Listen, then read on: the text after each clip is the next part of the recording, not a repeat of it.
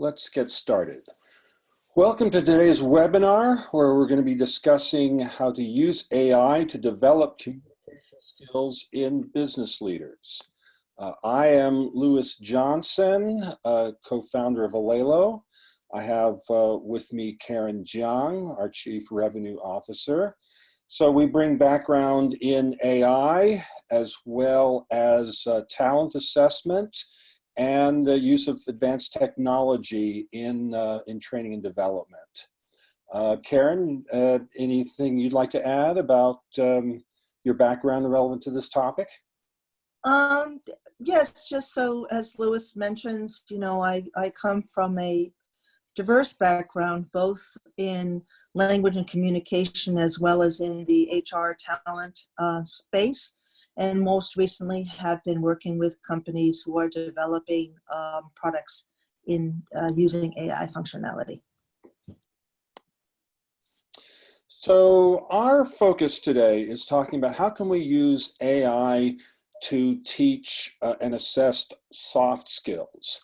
There's been a lot of work over the years in the use of AI, intelligent tutoring systems, to assess hard skills such as math and science, but we recognize nowadays in the workplace soft skills are increasingly important, and they're sometimes difficult to define and difficult to measure. But now with advances in AI, it's possible to actually make inroads to develop assessments of soft skills and to develop tools that provide feedback to trainees so that they can improve their soft skills. And we're going to talk particularly here about communication skills, which are frequently listed as the most important soft skill in the workplace today. Here, for example, is a ranking of skills that are found to be most important among new hires from business schools. So the blue competencies relating to communication are up at the top. And they're also very important for leaders. As you reach higher levels in an organization, your communication skills become increasingly important. And companies often note that they have difficulty finding good candidates with good skills, and then have difficulty actually making sure that they have the necessary skills in order to advance. And part of the problem here is that communication is a very habitual skill, and people bring their everyday communication habits, which may not work well in the workplace. They may think that they're communicating just fine, but in fact, what they're saying come across as unclear, inappropriate for the audience, or unpersuasive. And people often don't get enough of the right kind of feedback on their communication skills. It can be a little bit embarrassing to criticize people's communication skills or to be criticized in your communication skills. So we've been looking at how we can use AI to objectively evaluate people's communication skills and then provide them feedback in a non-threatening manner. So part of the reason why these skills persist is that existing methods for teaching them have a lot of shortcomings. So you can get live instruction, and if that involves sitting in a classroom, you don't really get much opportunity to practice communicating. And if you do, it's in front of your peers, which can be embarrassing. One-on-one coaching can be helpful, but that's also very expensive, and you're lucky if you get a coaching session once a month. And so generally people don't get enough practice and enough feedback using face-to-face methods, and e-learning methods don't do very well either because you don't get much opportunity to practice the skills. Maybe you can read about them, but you're not actually in a situation where you have to apply the skills that you are learning And conventional methods don't yield enough lasting behavior change. I mean, you may understand what you need to do, but that's different from developing new habits that enable you to communicate in a better way. So we at Alelo have been looking at how we can use AI to improve communication skills. And the work that we're going to be talking about today actually originated in work that we did to develop training for people who are going overseas, say to Iraq or Afghanistan, where effective communication was really a very important high stakes skill.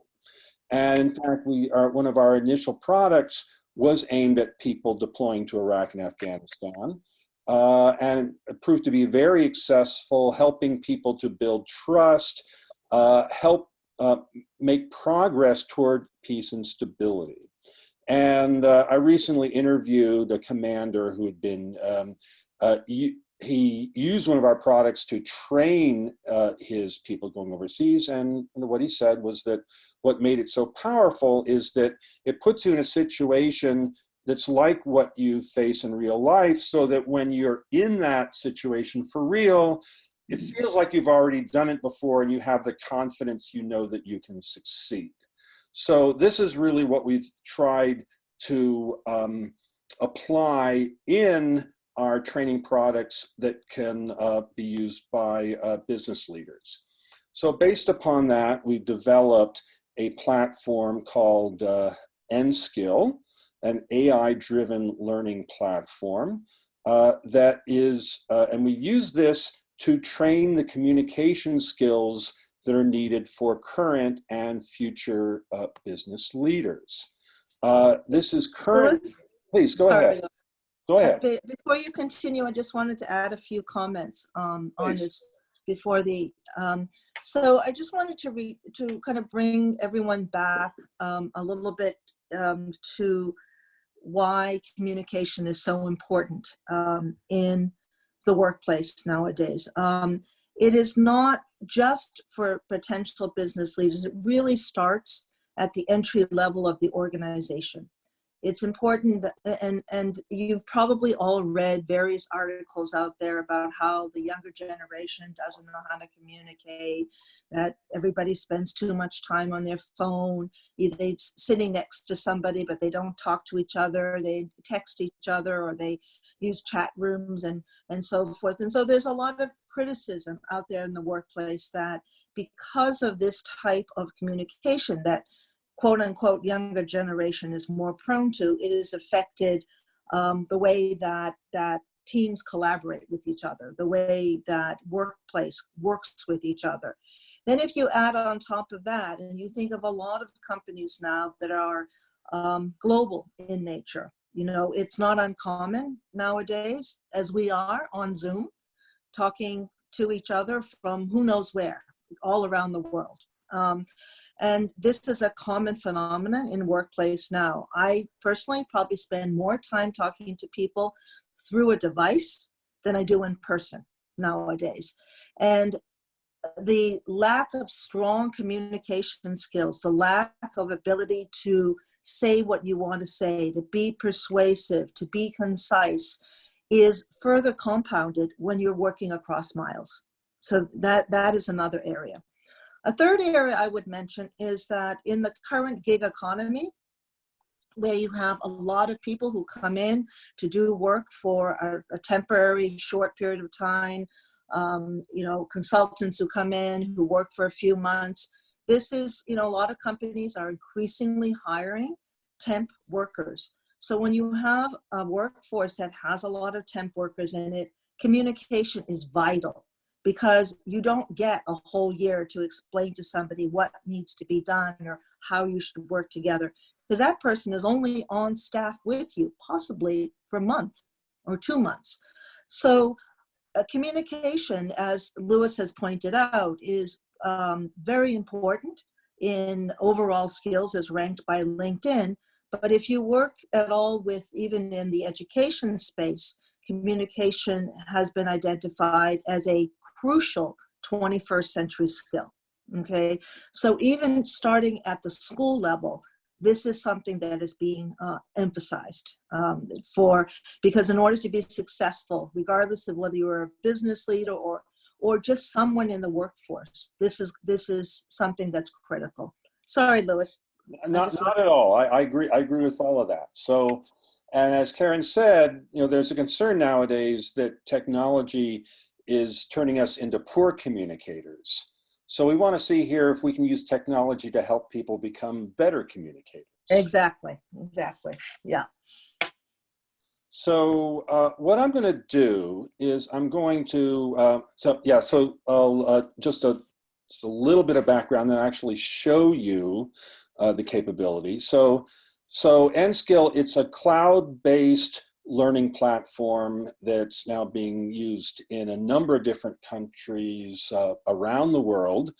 It's being used by people learning English to develop their English communication skills, and it's also being used by people whose native language is English.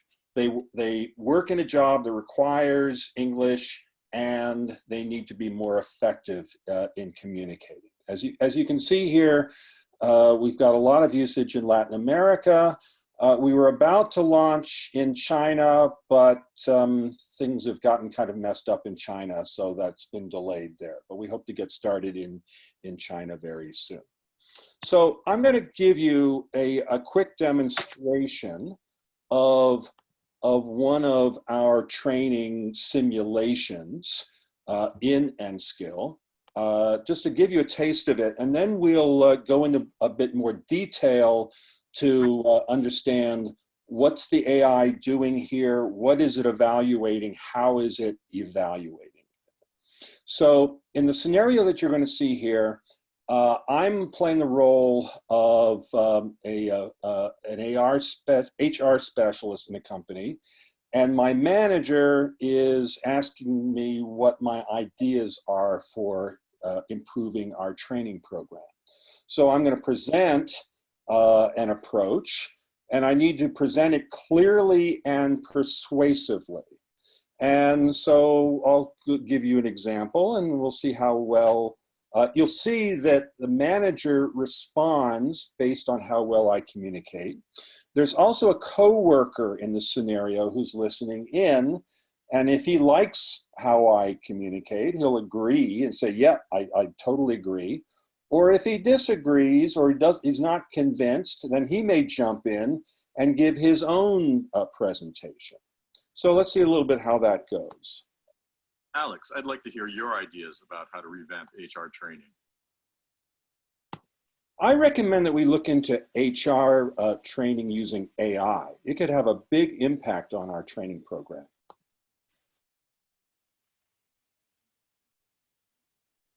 That's a really good idea. I've seen some AI demos at trade shows.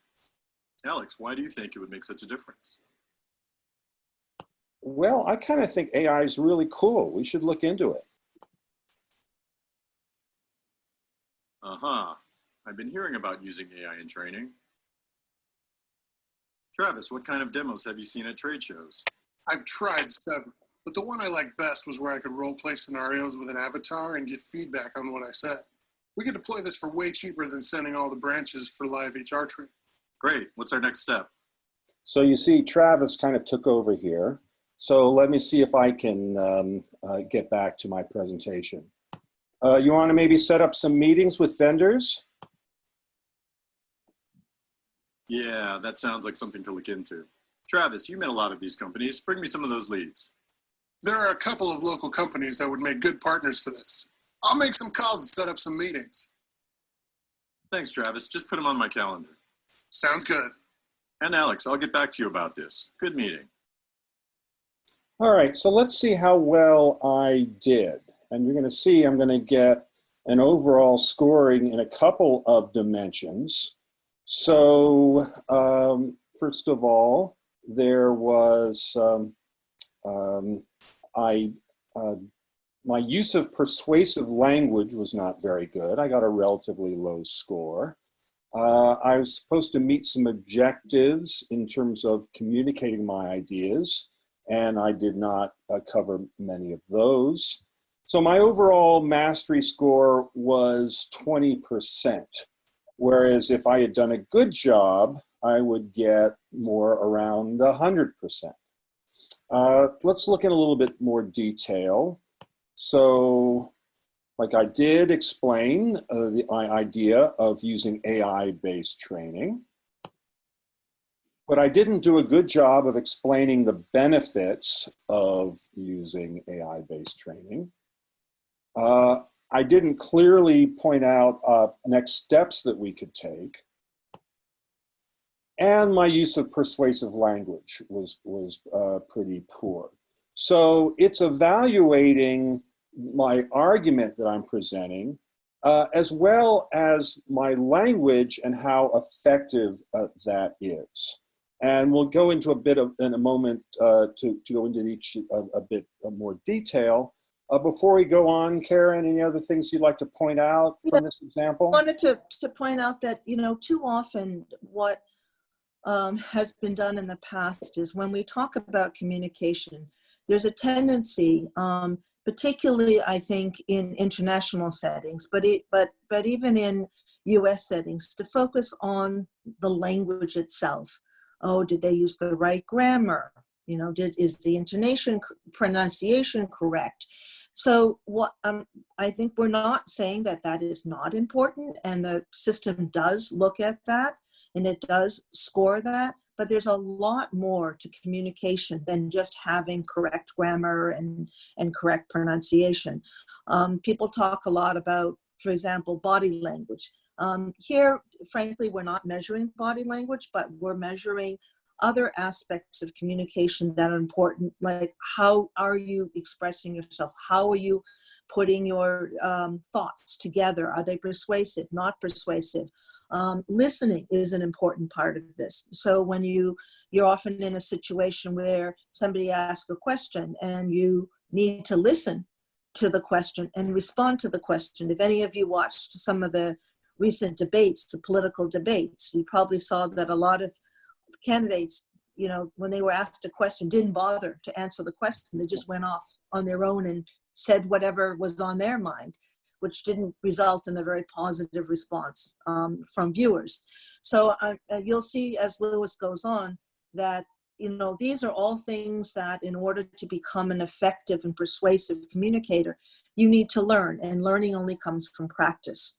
And so Lewis, back to you. Absolutely. Sometimes what I've seen, you know, there are technologies out there that attempt to provide feedback on communication, and some techniques they use is to count the number of ums you say in your sentence. And yeah, it's true, you shouldn't say a lot, but you could cut down on your ums and still be unclear and unpersuasive in the way you communicate. So this is looking at the positive side. Are you communicating? How effective is your communication style? How persuasive is it? So let's see a little bit how we go about doing that and how AI plays a role here. So to investigate this, we look at research from a couple of different directions. One is in business communications, strategies for effective communication. So experts in this area are often in business schools, talk about how to be an effective public speaker. But we also look at research in linguistics, how to use language to communicate. And this is important because we want to be able to train the AI to recognize the features of language, of communication, that can make it more or less persuasive. And so what are some examples of this? So so what you see here are some examples of different styles in which people often communicate. Some of this may be habitual. Some of them may be perfectly appropriate in some settings, but are less effective in a business setting. So for example, you could use a definite communication style, say, I recommend we do this. Or you could express it tentatively, like, well, maybe we could do this. You could say, be assertive, I believe we should do this. Or apologetic, excuse me, but I think we should try this. Sometimes we see that people, they ask questions really as just a way of making a statement, but in an indirect way. Like, how about if we set up a meeting? That's not really asking a question, but trying to make a suggestion in an indirect way. And so what we find is that overuse of indirect language can make communication unconvincing. And this is one of the bad habits that we try to detect using AI. So we can actually use AI to detect these different styles and then evaluate their appropriateness in the setting that we're simulating. Karen? So earlier, if you may or may not have noticed, when I interjected what Lewis was saying to talk about why I think communication is important, if you recall, at the end, I said, sorry, okay? Now, why am I apologizing to Lewis? If we're co-presenters, if I felt like I had something to say, I should not apologize to Lewis, okay? So there's been a lot of studies, for example, that women leaders have a tendency to use tentative, apologetic type of language. And this is an area that in a lot of companies now, they're trying to work with women leaders to stop using that type of language because male staff doesn't take it seriously. So, it's a big problem, because if you're accustomed to speaking within that style, then it's hard to break that habit. If people criticize you for speaking in that style, that just makes you feel self-conscious. So these are all reasons why it's an advantage to have an avatar you can practice with that's not judging you. And it may be scoring you, but if you get a low score, it doesn't matter. You can just try it again and see if you can improve your score.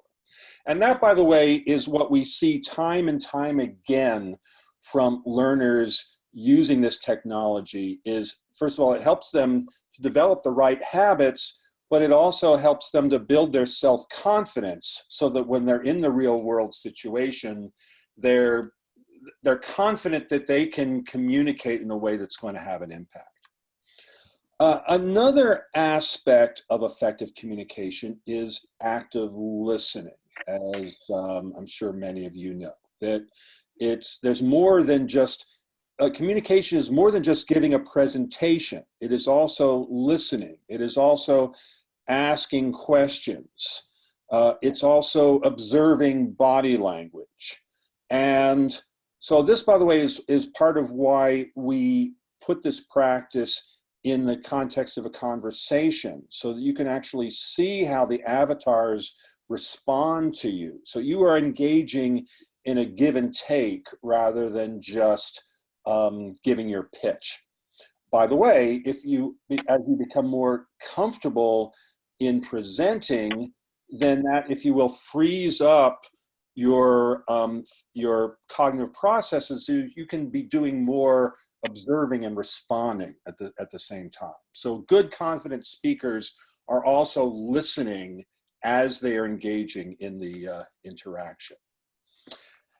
And then another element that we incorporate is the use of delivery structures.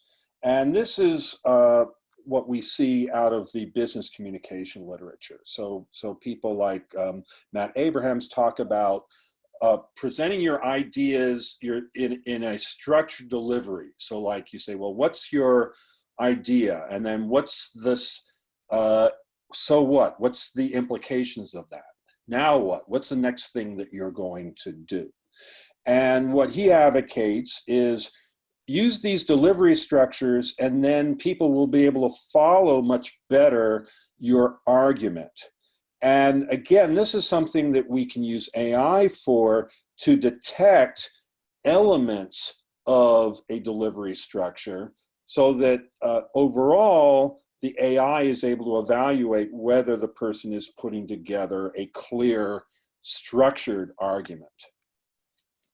Another point that comes out of the business communication literature is the potential of anxiety in a communication setting. And how do you get over that anxiety? Well, you do that by practicing. And again, if you can practice with AI in a safe environment, then it makes it that much easier to get over anxiety, getting more comfortable and confident in high stakes communication situations. So that's basically what we've aimed for then to capture in end skill. So so as we saw, we use AI in several ways here. And you sometimes hear nowadays about people talking about AI and its effect on education and training. Well, we actually find that we can employ AI effectively in multiple ways at once. And so just make sure that you're aware of them. So first of all, we need the AI, the natural language and speech processing, to create these simulated conversations with AI avatars. We need the AI to assess how well the person is communicating, to provide feedback, and also provide guidance, advice on what areas to practice in order to improve. And this is actually a key part of this approach, not just to practice in a simulated conversation, but then based on how well you did, then focus on the individual skills that you need to work on. Say, like, for example, avoiding apologizing. And then go back and try that in a simulation of a real conversation, see if you can improve. And then finally, another key element of this is the analytics that we provide for trainers as well as learners, for program administrators and for developers. And this, I think, has a potential real big impact, because it enables stakeholders to see quantitatively how well people are communicating. And it's really measuring these different dimensions of communication skill and evaluating how people are applying them. And part of what makes this go is that the platform is constantly collecting data on learner performance and then using that to retrain the AI. So basically, the system is as much a data collection tool as a learning tool. And so it keeps getting better as more learners interact with the platform. This, I think, is one aspect of AI-driven learning tools that's really exciting. They keep getting better the more that they are used.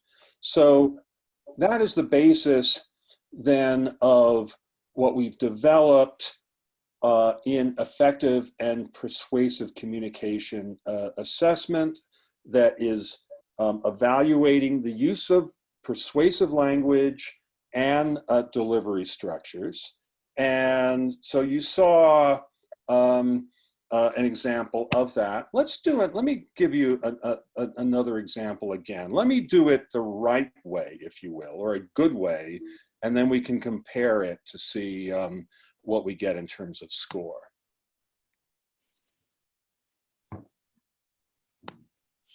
Alex, I'd like to hear your ideas about how to revamp HR training. I've done research in this area, and I believe that AI-based training is the best way to go. That's a really good idea. I've seen some AI demos at trade shows. Alex, why do you think it would make such a difference? Well, research shows that it has lower costs than conventional classroom training and achieves better long-term learning outcomes.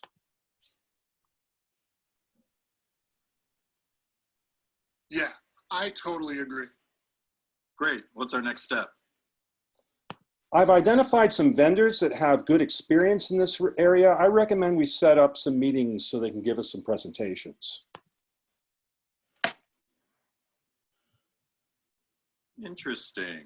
Alex, why don't you recommend a company and arrange for them to come in to do a presentation? Good meeting.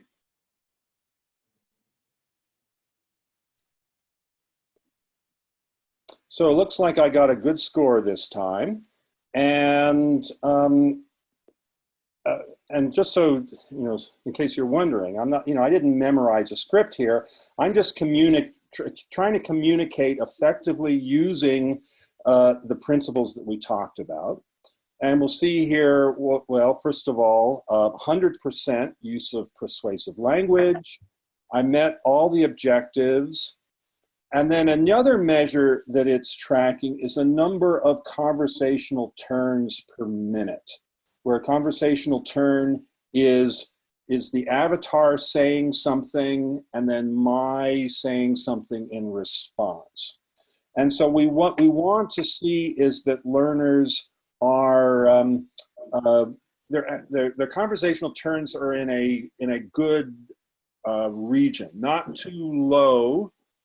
We don't want to necessarily have them be just jabbering away, but we want to check that they're actually comfortable enough with the skills that they are applying that they don't have to think a lot along the way. They can just respond. So actually you see I got a very high score, even above 100%.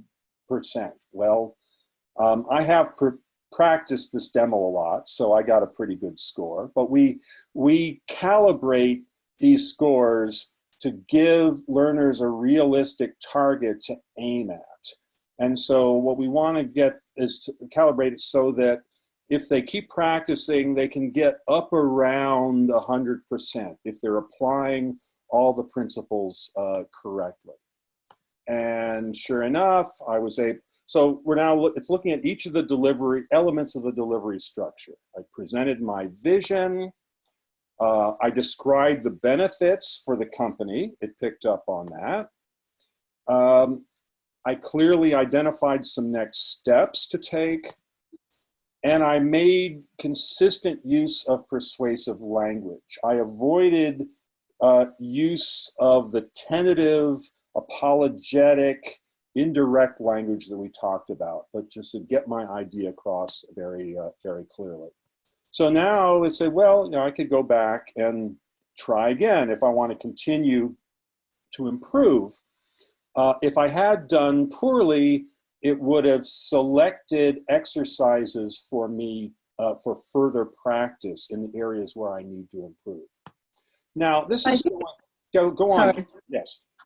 I think if this is your first experience with the Nskill platform, Lewis touched upon something when he said, I didn't memorize this dialogue. I think it's important to point out that the system is not looking for specific language that has been taught or presented before. It's recognizing language that's appropriate response to the question. So Lewis said, oh, I recommend blah, blah, blah, blah. Well, Lewis could have also said something slightly different, and the system would have still recognized. So it's not like some systems where you're trying to match words, or the system has been pre-fed with certain phrases that are considered correct or incorrect. The system is really just listening for communicative competence and appropriacy. I think it's a very important point to make here if you're not familiar with the system. Right. So in the way we talk about it in natural language processing terms is that on one hand, it's analyzing, detecting what the intent was that I was trying to communicate. And then it is evaluating the manner in which I communicate by means of various language. So it's that combination that results in the overall score. And by the way, that approach for which we have a patent pending is quite extensible. So we can add additional, as if we want to measure other dimensions of communication, we can add them to this framework, and it can accommodate them just as well. So what I'm seeing here is a dashboard showing how much practice I have done. And this can be very helpful for trainers to track how much effort people are making and how much they are improving. So I have spent a total of 35 minutes practicing this particular simulation. I completed it a total of 16 out of 21 times. I've hit all the objectives at least once. And you can see my history of scores. So actually today, that's the highest score I've ever gotten. So I should feel very good. But you can see from this that I've done a lot of practice along the way in order to get to that point. And this is something that we make a point to emphasize, and it takes a little bit of getting used to for people that are just used to conventional page turning courseware like PowerPoint. They assume, well, okay, I just have to go through this and then I'm done. No, you're done when you have mastered the skill. And you've mastered the skill when you show that you can actually perform at the right level. So that is why this framework is important. At the same time, if I'm having trouble, it can direct me to the specific exercises that would explain in a little bit detail. So for example, in the product, there is lesson materials that explain different types of language, persuasive versus non-persuasive. And then I can practice individual skills to see how well I am doing. So, in fact, let me actually show that here in the product. Why not? So I've got here, so we'll go here and go through a few exercises. So let's see, present your vision for using AI in HR training. How about if we check out using AI-based training in our HR program?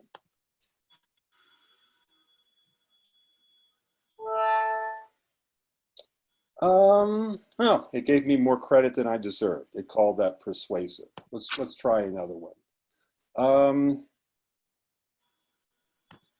Well, maybe it could help us lower our training costs.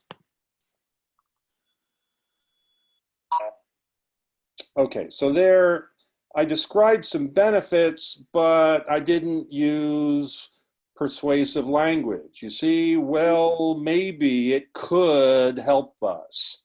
So it's able to pick up these instances of unpersuasive communication, and then that affects my overall score.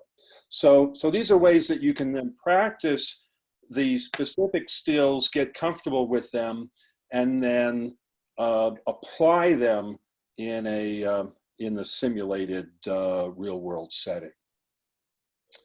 So anyway, that's the and as part of that also is we have a range of different other types of learning activities. For example, you make sure that you can clearly distinguish persuasive versus non-persuasive language.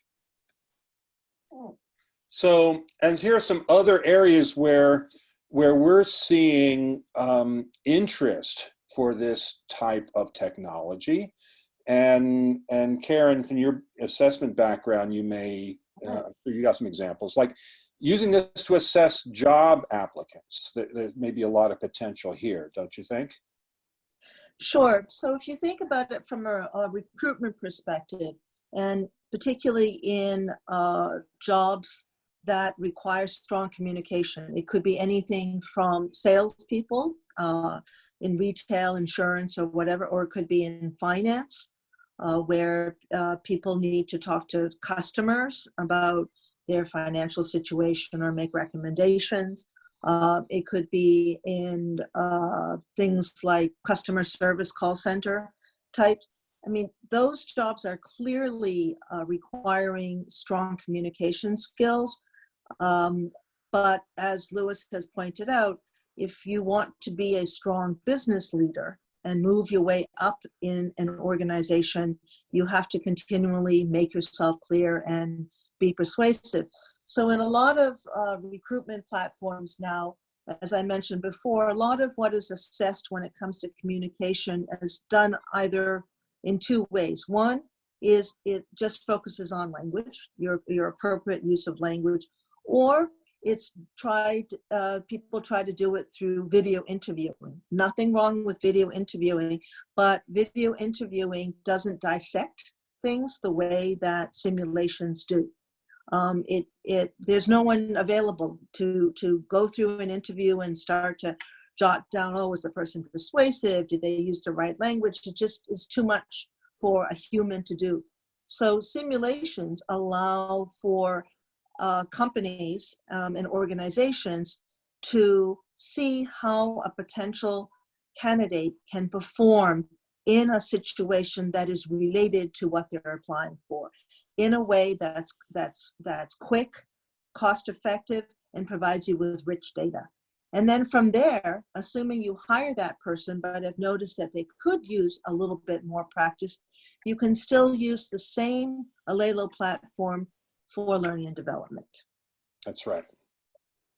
So we'd expect as people progress through their careers, their communication skills need to further improve. And so this type of platform can provide further evaluations of communication skills in different settings and build better overall good business communication skills.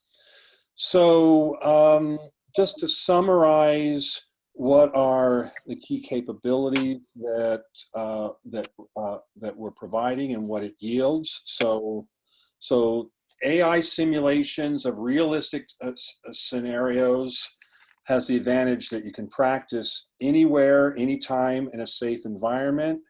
You get automated assessment of the form and content of the communication. We use a spoken language interface so that you're actually required to use your communication skills, not just read about them. You get immediate feedback and personalized learnings. And so this can then address critical communication skill gaps, develop key leadership skills, promoting behavior change as people get more comfortable applying these new skills, and overcome resistance to training. I mean, people come up with various excuses not to engage in communication skills training. It's embarrassing or what have you. So this overcomes a lot of those key resistances. So as you see, we have a pilot course now that we're making available for people. For attending this webinar, you're welcome to give you access so you can try it out. You'll be doing us a favor too, because we will be collecting data and evaluating performance. We're also interested in hearing from you, and maybe this would be a good topic in the Q&A, or where are you encountering communication issues in your organization? And then we can talk about how this technology might help. So that's the conclusion of our presentation. We've got some time now. So reminder, if you have a question, type it into the chat window and we will address it. In the meantime, while people are thinking about that, Karen, can you think of any questions we should be asking, or points that we should further elaborate on here? I think the last question you asked is really crucial. I think there isn't an organization out there that doesn't have some communication gaps or areas of improvement. But I think it's always good to identify where those are and how it is impeding your organization from being effective or moving forward, or what problems is that causing, and how a simulation could help you address that. I think, you know, simulations like this are not used just once. As I mentioned earlier, it can be used in recruitment, but it can be used on an ongoing basis, because as you promote employees from, say, entry level to supervisor to manager, director, the style of communication that's required and the type of communication that is required changes. Some people pick that up instinctively, but some people don't. But regardless, it doesn't hurt to let people practice, so that it's driving the most effective communication you can in your organization. I don't think we have any questions just yet. Okay. Louis, maybe people are thinking and will get back to us later. Yeah, absolutely. You can get back to us later. And yeah, here is my email address here on the screen. Feel free to reach out to me if you have any further questions. And we look forward to communicating with you. So thank you all for attending today. Thanks for your attention. Thank you very much. Right. Look Bye-bye. forward to hearing from you. Bye-bye.